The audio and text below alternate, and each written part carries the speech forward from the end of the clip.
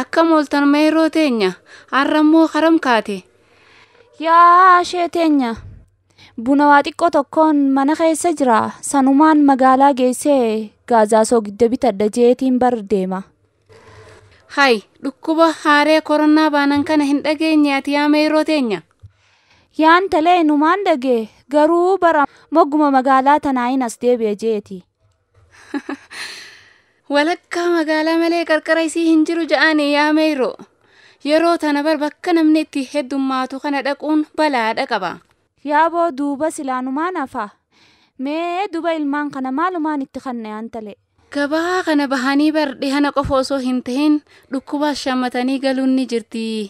Ati qabamtu ammoo haskaan kee hundi ni qabama. Sanbira dabre immoo ollaan keetis faalamuudha danda'a. Kanaafuu hanga rakkoo tana keessaa baanutti waanuma qabnu waliin qooddanneeti of eeggachaa jiraannaati. Osiituma mamee mana kee taa'e manaan bahin yaa meeroo teenya. Haa egaa yaa ishee teenya egaa ati jette maal goonaa miti. Dhukkuba badaa kanarra gaabeelumaarra jira akka ati itti haa taatu'a. dhibeen koronaa tuttuqaan yookaan hafuuraan namarraa namatti dabraa addunyaa walgayaa waan jiruuf of eeggachuun barbaachisaadha.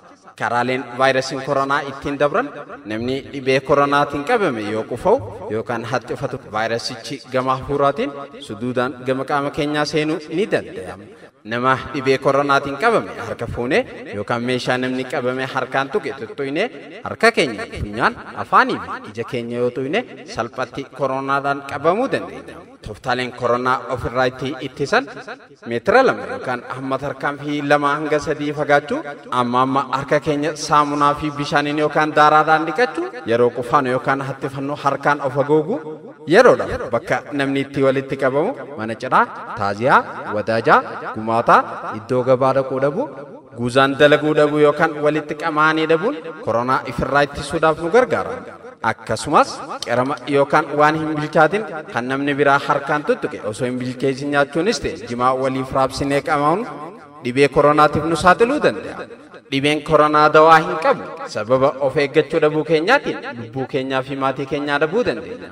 Manaa bahuu dhabuudhaan ofiis ta'e haskaa keenya haa baraaru. Ergaan kun kan isiniif dabre dhaabbata Oromoo Miidiyaa Piroodakshinii fi eejansii sabquunnamtii Hararii waliin ta'uudha.